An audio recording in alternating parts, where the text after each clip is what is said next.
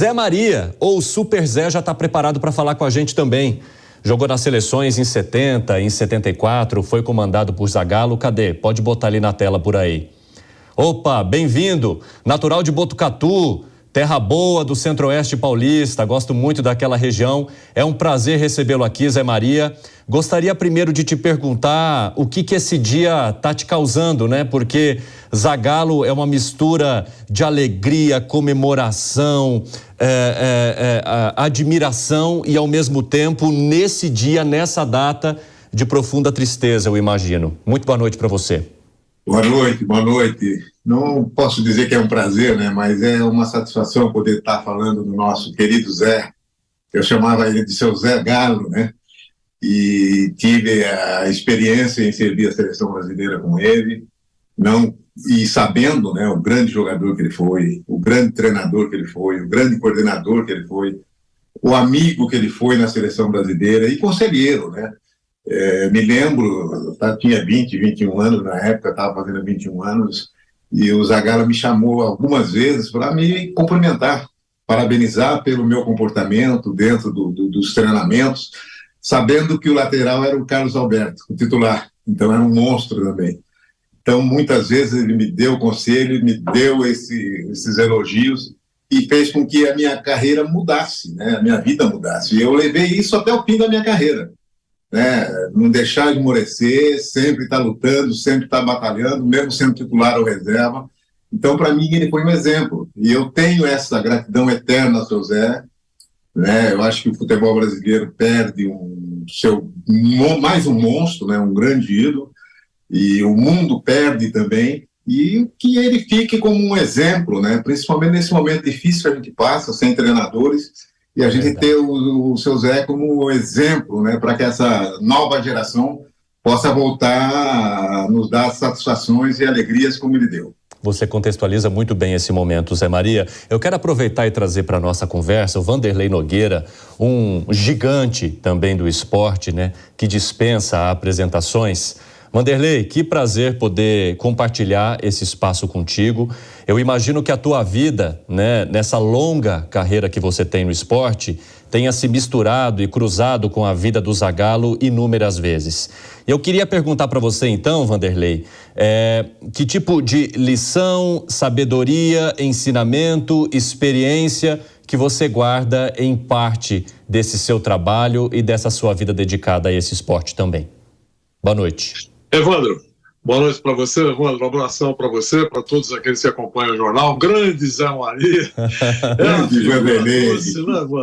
É um negócio assim, se treinar uma meia hora, pode jogar amanhã. Você pode acreditar. Não dá mais. Agora não dá mais. Tá sempre inteiro. Tá sempre inteiro. É um prazer participar e falar. Nós estamos sorrindo aqui, porque nós estamos falando de um personagem que deixa uma marca extremamente positiva, exatamente, né? Agradável, não só no futebol brasileiro, mas no futebol mundial. Eu sei que você tem acompanhado aí da nossa redação a repercussão no mundo todo, os principais jornais esportivos, todos. Jornais que não dão tanto espaço para o esporte, também fazem questão de registrar a morte de um grande personagem desse esporte fascinante, que é o futebol.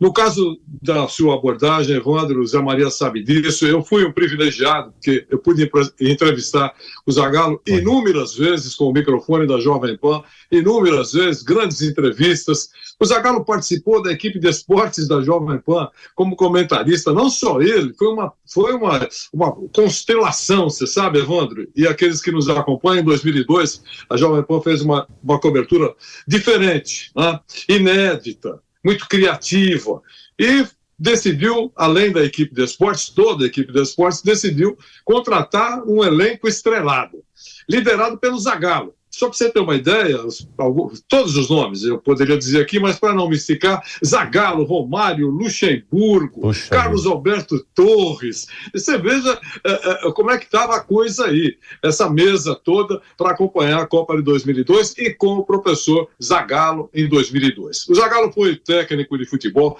durante 35 anos. Começou em 1966, parou como treinador mesmo em 2001, mas teve umas paradas técnicas aí para atuar como coordenador, essa coisa toda, e sempre teve grande sucesso naquilo que fez. A bagagem dele foi uma bagagem riquíssima, né? Era muito, muito importante, era muito agradável ouvir as histórias do Zagallo, as suas experiências, absorver as suas experiências, né? As suas passagens imperdíveis, e era muito legal. Eu lembro bem, o Zé Maria jogou na Portuguesa de Desportes. O Evandro, o pai do Evandro não tinha nascido ainda, não só o Evandro, né? Mas o Zé Maria jogou na Portuguesa de Desportes, mas em 1999, Evandro, o Zé Maria sabe, o Zagallo decidiu aceitar uma proposta da Portuguesa de Desportes, que está apertada hoje, está tentando ressurgir, quase terminou, mas em 99 ela teve o atrevimento de fazer uma proposta para o Zagallo, que nunca tinha trabalhado no futebol de São Paulo, e ele decidiu topar. Ele veio. Então, Evandro, esse detalhe, como jornalista, eu vou te contar. Para você, inclusive, que é importante você saber. 2, 3 setoristas acompanhavam a Portuguesa naquele momento, né? Era uma tranquilidade para o elenco e para a direção. Quase não aparecia imprensa por lá. Quando o Zagallo foi contratado, no dia da apresentação e nos seguintes treinamentos, parecia que era o Corinthians em grande momento treinando, tinha carro de televisão. E a gente brincava muito dizendo que o Zagallo conseguiu colocar naquele momento a Portuguesa de Desportes na mídia nacional. Isso eu me estendi aqui nessa sua primeira pergunta, só para dizer que foi um personagem espetacular no futebol, como treinador, como jogador. Você abordou aí, o Chacon trouxe um compacto, um pouco da história dele, eu estava acompanhando, então da história eu não preciso esticar muito. Mas fora das câmeras, ele foi um personagem que merece total respeito da imprensa brasileira. É aquele que, se tivesse um bloco de 50 repórteres, e naquele tempo os repórteres não sabiam, entre aspas, o que era uma coletiva, e cada um queria fazer a sua entrevista. Ele atendia todos, né? Todos, das grandes emissoras e daquelas emissoras distantes, mas que encaixavam um microfone para acompanhar a seleção brasileira. Então, a imprensa deve muito a ele com relação ao tratamento que ele dava nos grandes momentos. E para fechar, porque eu sei que você deve ter alguma pergunta, eu contei para muita gente hoje que me perguntou uma passagem, não comigo, mas comigo tenho várias, mas eu deveria citar um amigo falecido, grande repórter, você certamente já ouviu falar, o Zé Maria muito, o Eli Coimbra. Foi um grande repórter, falecido, infelizmente, e na Copa do Mundo da França, a Rede Record não tinha os direitos de transmissão. E nós tínhamos que enfrentar aqueles que não tinham direito de transmissão, a impossibilidade de estar no território FIFA. Não tem direitos, não entra no território FIFA. E aí o Eli com a Record montaram uma barraca a 3 quarteirões longe do centro de treinamento da seleção brasileira lá na França. Sabendo da dificuldade do Eli, todas as vezes que o Brasil treinava, o Zagallo saía do tempo de treinamento, caminhava 2, 3 quarteirões. É impensável você imaginar que alguém faça isso hoje. E até a barraca do Eli Coimbra, dava entrevista para ele, atualizava, porque ele não podia se aproximar, porque não tinha direitos, a emissora não tinha direitos, e a gente, todo mundo pensava, fez com ele, um dia pode fazer comigo, respeitando o trabalho dos jornalistas. Esse é um detalhe, mas eu poderia citar todos. Morreu hoje alguém que eu tinha um carinho muito especial, personagem importante do futebol, e que, claro, fez parte da vida de todos nós. Vanderlei, é muito interessante você mencionar, né? Por meio dessas histórias a gente consegue entender um pouco desse personagem. E mais do que isso, é você mencionar a gente falando com um sorriso no momento que é de tristeza pela morte, mas exatamente por conta desse respeito e desse personagem do Zagallo está muito ligado a muitas das vitórias que nós tivemos aqui no Brasil, a muitos dos momentos que nós tivemos para comemorar nesse país. E inclusive, Zé, eu queria perguntar a você agora, porque o Vanderlei contou alguns dos bastidores da cobertura jornalística. E eu queria saber de você, como que era esse bastidor ao lado do Zagallo, se você tem momentos que você lembra ali na seleção de 70 ou de 74 que ficaram marcados para você também. Compartilhe um pouco do bastidor, que é disso que a gente gosta. Bom, eu tenho o Zagallo como um dos grandes exemplos, né? Coisas que a gente não observa nos treinadores. Na época de 70, principalmente, depois que ele fazia aquela palestra sobre o jogo, o que me impressionava e me impressionou muito era exatamente, ele dava a palestra, falei, bom, minha palestra está dada, vocês sabem o que tem que fazer, mas agora vocês fiquem aí, conversem mais alguns minutos para alguma coisa que eu possa ter esquecido ou coisa parecida. Quer dizer, a humildade desse treinador, do seu Zé, era impressionante e me chamou muita atenção esse tipo de coisa que ele fazia. Depois da palestra dele, deixar os jogadores à vontade reunidos para conversarem sobre o jogo, sobre o que ele tinha dito ou não dito, né? O que poderia ser feito dentro de campo. Então isso marcou muito na minha vida, marcou muito na vida, eu acredito, dos jogadores da seleção brasileira da época, porque era um negócio espontâneo da parte dele. Eu dei a minha palestra, agora vocês veem alguma coisa e consertem alguma coisa que possa acontecer. E me lembro do jogo contra o Uruguai, por exemplo, que o Clodoaldo fez aquele gol. Né? Na conversa entre nós, o Carlos Alberto, o Gerson, me lembro, o Gerson falou, não, eu vou ficar mais aqui atrás e o Clodoaldo vai ter a oportunidade de ir para frente. Né? Coisa que não era normal o treinador falar para uma equipe como uma seleção brasileira. E aconteceu do Clodoaldo fazer aquele gol, inclusive, que praticamente nos livrou de um desastre. Né? Foi um gol no momento exato, na hora certa, no final do primeiro tempo.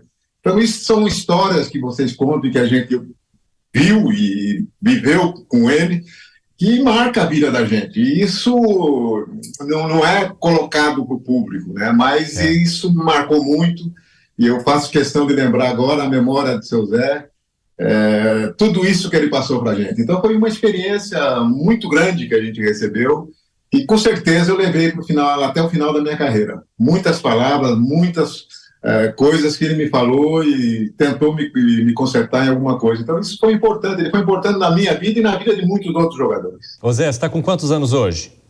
Hoje eu estou fazendo 75 agora. Eita, e é isso mesmo, né, Vanderlei? Se treinar meia horinha, consegue voltar pro campo. Opa! E vai dar um trabalhão pro time adversário, aquelas enfiadas, vai meter uma correria, Evandro, que não vai ser brincadeira. Olha, só para fechar, eu sei que você vai tocar o jornal, mas em 1998 tivemos aquele reboliço Ronaldo, você lembra? Todo mundo lembra, né? Ronaldo, aquele negócio, vai jogar, não vai jogar, aquela convulsão, aquela loucura toda, né?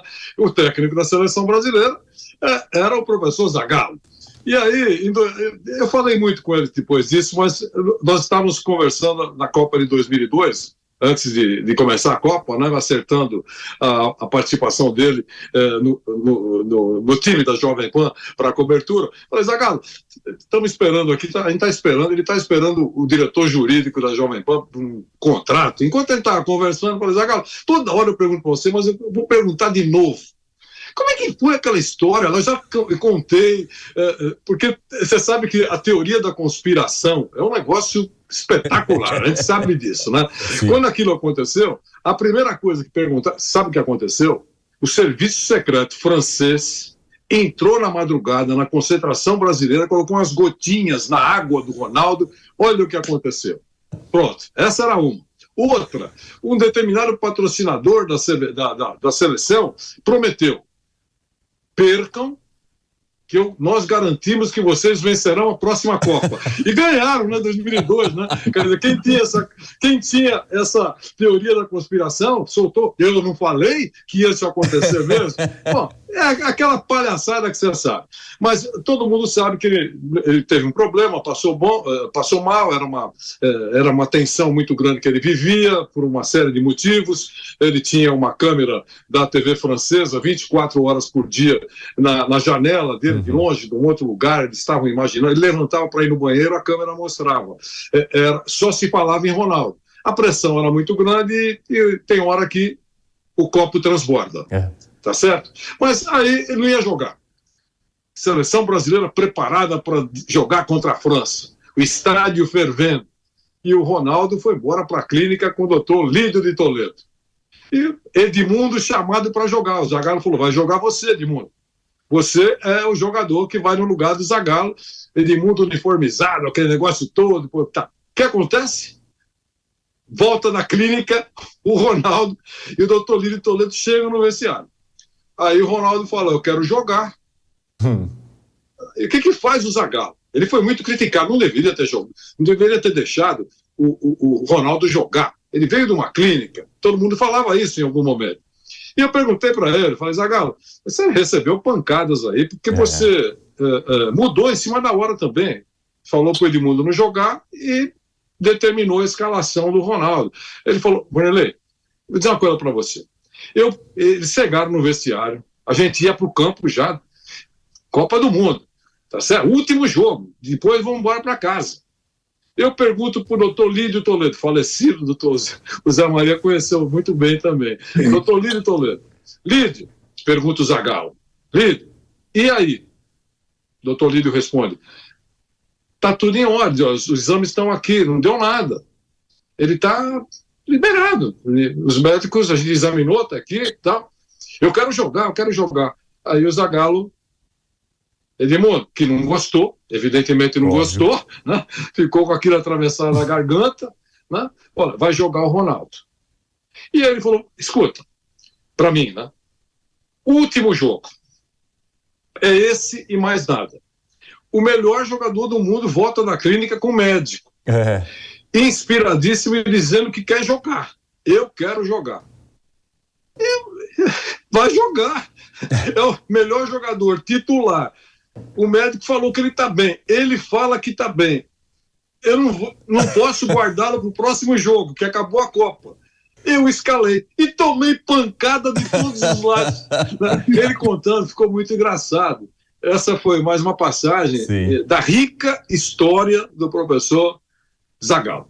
Bom, só para a gente finalizar aqui a nossa conversa, né? O nosso tempo já está avançando. Ô Zé, eu queria saber de você se você tem algum palpite para o técnico da seleção brasileira nesse momento, já que Diniz foi demitido.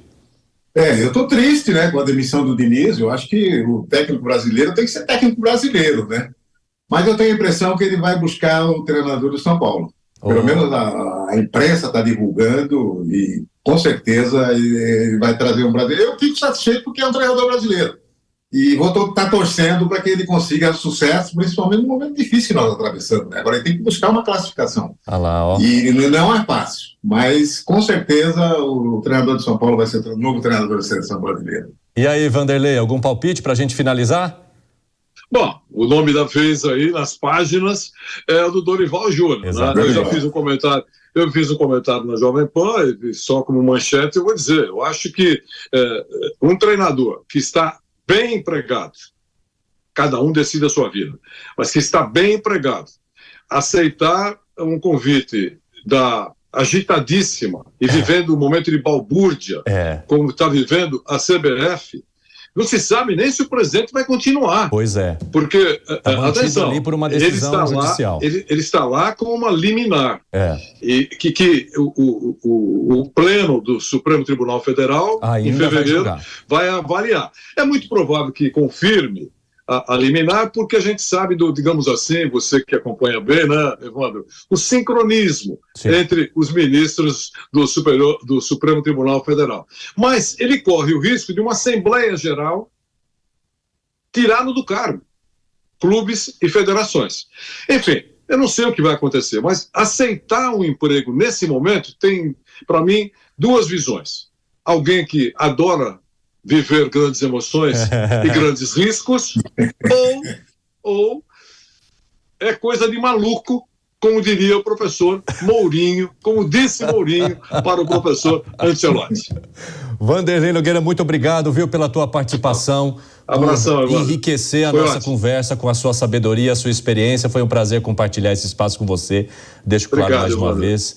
E Super Zé, ou Zé Maria, muito obrigado também por você disponibilizar um pouco do seu tempo para falar da tua experiência, para compartilhar tuas histórias. Quero deixar claro que esse espaço estará sempre aberto para você. Saúde e que você possa ainda contar essas histórias por muitos e muitos anos, viu? Ok, eu agradeço a oportunidade e vamos torcer para esse desafio aí, né? Da seleção brasileira. Agora nós somos torcedores. Um grande abraço a vocês. Um grande abraço, Vanderlei. Abração, a gente se vê por aqui. Um abração, Evandro. Até mais. Tchau, tchau. Boa noite.